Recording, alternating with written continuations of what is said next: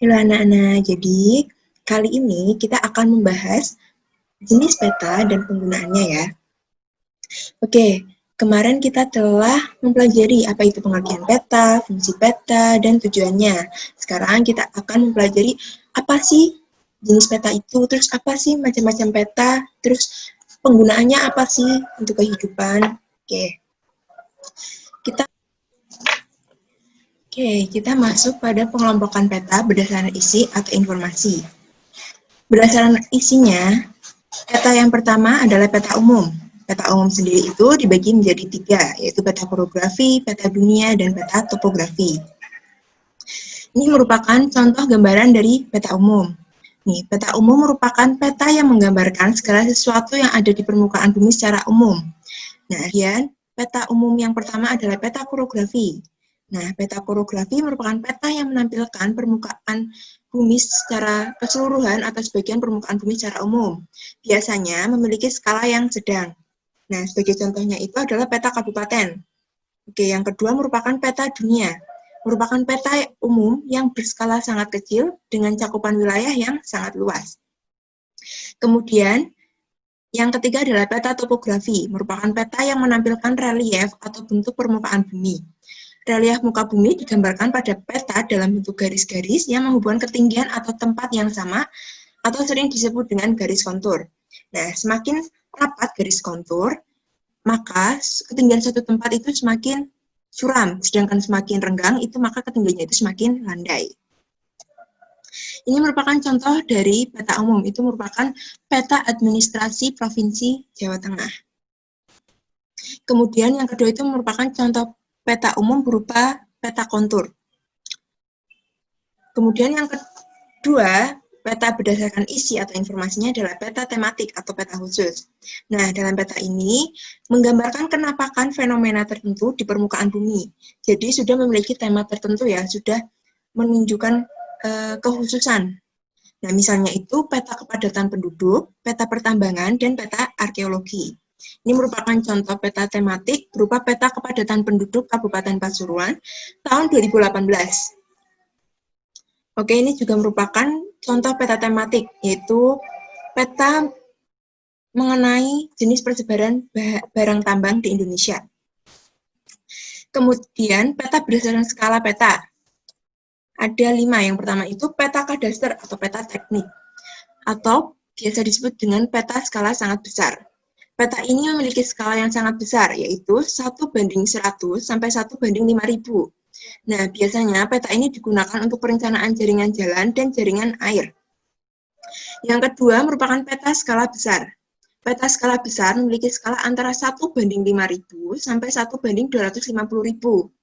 Peta ini biasanya digunakan untuk kepentingan perencanaan wilayah. Sebagai contoh, menggambarkan provinsi yang kecil seperti DIY.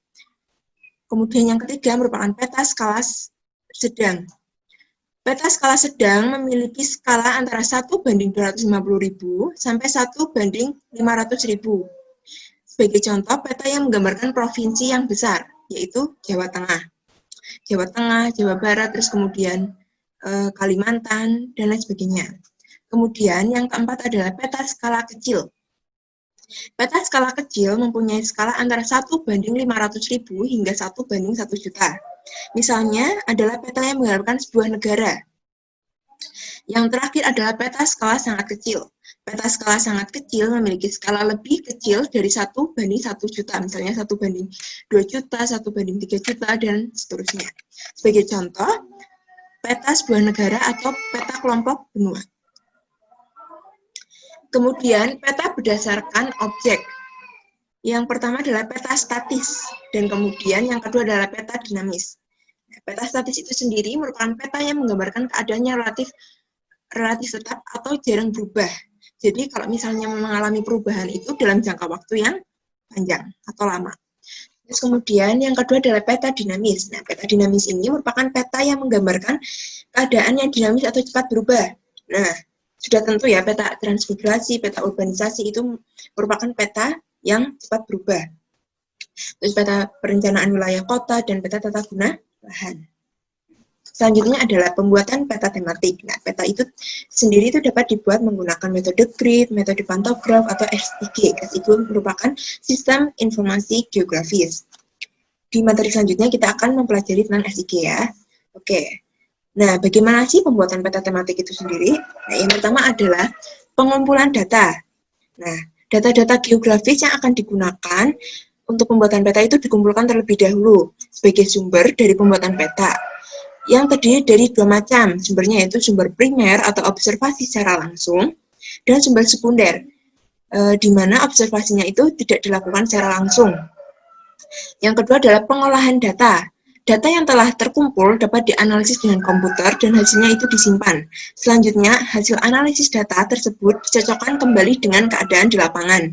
Jadi peta itu harus benar-benar menggambarkan keadaan di lapangan ya, tidak boleh ditambahkan atau dikurangi. Oke, yang ketiga adalah penyajian data. Input data yang telah diperoleh dari lapangan sehingga dapat diinformasikan kepada pembaca peta dalam bentuk grafis. Itu penyajian data. Jadi data yang telah diinput kemudian ditampilkan atau diinformasikan kepada pembaca dalam bentuk grafis. Nah, kita masuk pada komponen peta. Komponen peta yang pertama adalah judul peta. Nah, judul peta itu memuat informasi yang sesuai dengan isi informasi peta. Biasanya terletak di bagian atas tengah peta. Jadi, judul dengan isi peta itu harus sesuai ya. Terus kemudian letak dari judul itu sendiri itu tidak boleh mengganggu komponen-komponen yang ada di dalam peta.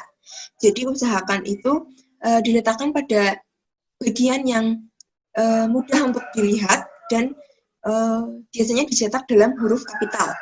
Kemudian yang kedua merupakan garis tepi. Nah, garis tepi ini merupakan garis yang terletak di bagian tepi peta dan ujung tiap garis bertemu dengan ujung garis yang berdekatan. Jadi garis tepi ini itu membatasi bagian-bagian peta maupun peta itu sendiri. Oke, yang ketiga itu adalah orientasi peta. Nah, orientasi peta itu sama dengan petunjuk arah. Nah, menunjukkan posisi dan arah suatu titik maupun wilayah. Jadi, orientasi peta itu di bagian atas itu merupakan utara, dan di bagian bawah itu merupakan selatan. Oke, yang keempat adalah skala peta. Nah, skala peta itu merupakan angka yang menunjukkan perbandingan jarak di peta dan jarak sebenarnya. Nah, skala peta itu ada tiga, yaitu skala numerik atau nomor, terus kemudian skala grafis, terus kemudian ada skala verbal. Oke, kemudian yang kelima adalah legenda. Nah, legenda peta memuat keterangan semua simbol yang terdapat pada peta agar mudah dipahami. Jadi, wadah atau tempat simbol-simbol yang ada di peta itu namanya itu adalah legenda. Oke, yang keenam adalah koordinat atau garis lintang dan garis bujur. Nah, garis lintang dan garis bujur disebut dengan garis astronomis. Garis lintang dan garis bujur biasanya ditunjukkan dengan satuan derajat. Oke, yang ketujuh adalah simbol peta. Simbol peta digunakan untuk mewakili benda yang sebenarnya. Simbol peta harus dapat memberikan informasi yang tepat, berbentuk sederhana, mudah dimengerti, dan bersifat umum. Nah, simbol peta ini nantinya akan diletakkan pada legenda. Yang kedelapan adalah lettering. Lettering merupakan semua tulisan yang bermakna yang terdapat pada peta. Bentuknya itu ada huruf kapital, kecil, tegak, dan miring. Kemudian, yang kesembilan adalah warna peta. Warna digunakan untuk menonjolkan perbedaan objek pada peta. Sebagai contoh, warna coklat itu menggambarkan kenampakan relief permukaan bumi. Terus kemudian perairan itu digambarkan dengan warna biru. Terus kemudian warna dasar hijau itu menggambarkan vegetasi yang ada di bumi. Terus kemudian warna merah dan hitam menggambarkan kenampakan hasil budaya manusia seperti permukiman, terus kemudian batas wilayah, pelabuhan, dan lain sebagainya. Terus kemudian warna putih itu menggambarkan daerah bersalju biasanya. Terus kemudian yang ke-10 adalah sumber dan tahun pembuatan. Nah, sumber menunjukkan dari mana informasi peta itu diperoleh, sedangkan tahun itu sendiri menunjukkan waktu peta tersebut dibuat atau diselesaikan. Dan biasanya sumber dan tahun pembuatan itu diletakkan di bawah, biasanya bersamaan dengan pembuat petanya. Terus kemudian inset. Inset itu peta kecil yang terdapat di dalam peta yang berfungsi menunjukkan lokasi daerah yang dipetakan pada kedudukannya di daerah sekitar yang lebih luas. Nah, ini merupakan penggambaran komponen peta ya. Yang pertama adalah judul peta. Nah, judul peta di sini itu diletakkan di bagian atas. Ditulis dengan huruf kapital. Di sini ada tahun pembuatannya, itu tahun 2009. Terus kemudian arah mata angin. Arah mata angin menunjukkan arah utara yang atas, dan yang bawah itu adalah selatan. Kemudian skala, ada skala angka atau numerik, dan ada skala batang atau grafis ya. Kemudian ada legenda. Nah, legenda ini berisi keterangan-keterangan dari simbol yang berada dalam peta. Ini ada garis koordinat, ada garis bujur, dan garis lintang ditunjukkan dalam derajat. Kemudian ada simbol. Simbol ini menunjukkan penampakan yang terdapat dalam peta. Terus ada lettering. Lettering itu penulisan pada peta. Terus ada garis tepi, ada sumber dan tahun pembuatan ada di sini. Terus ini adalah inset.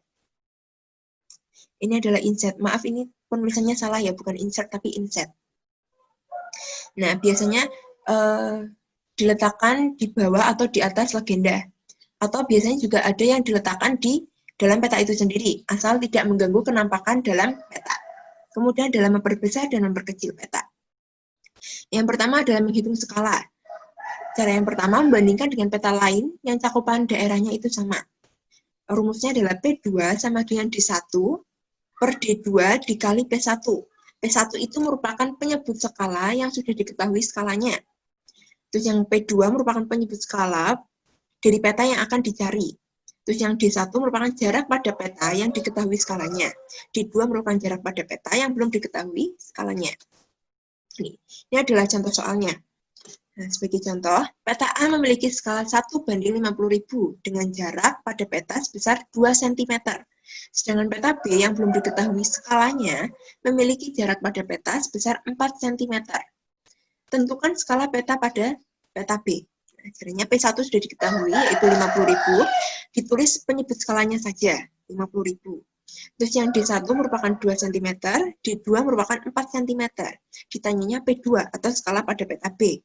Jawabnya, P2 sama dengan 2/4 dikali 50.000.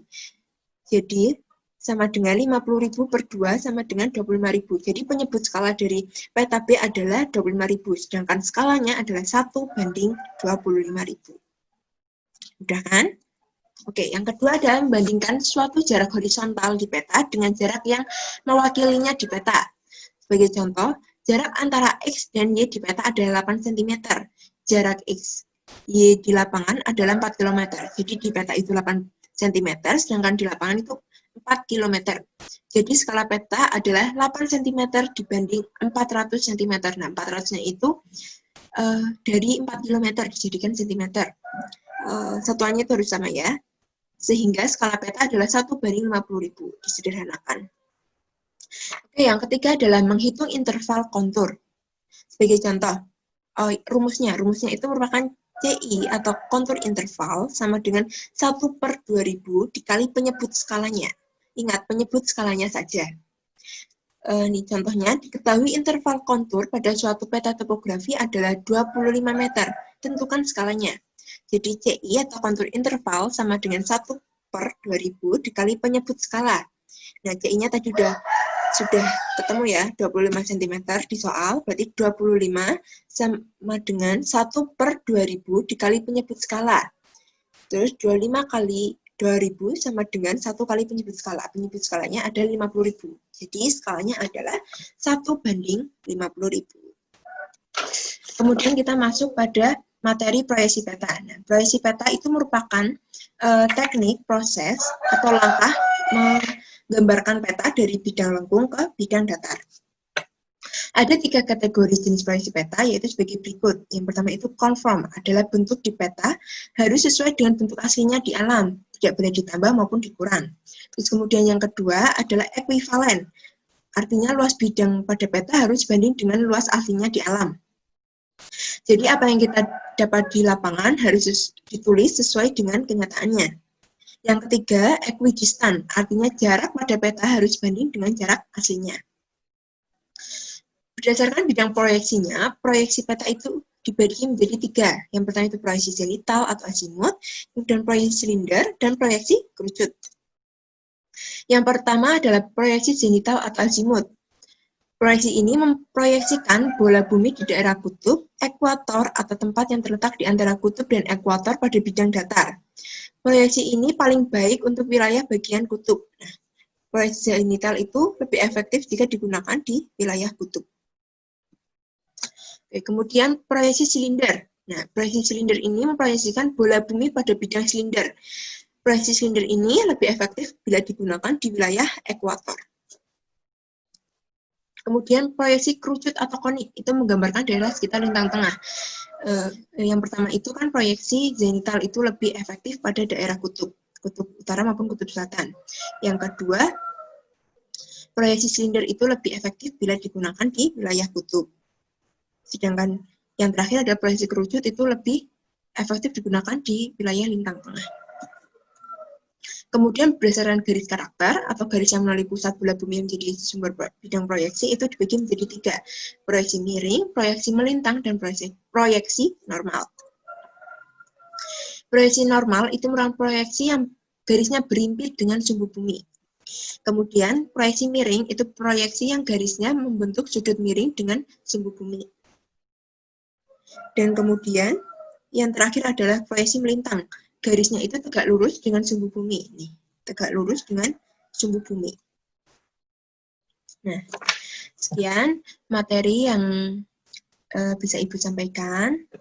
Jadi materi untuk penggunaan peta dan jenis-jenisnya itu sudah selesai. Jika ada yang kurang paham atau ada kesulitan bisa disampaikan dan didiskusikan melalui chat. Terima kasih.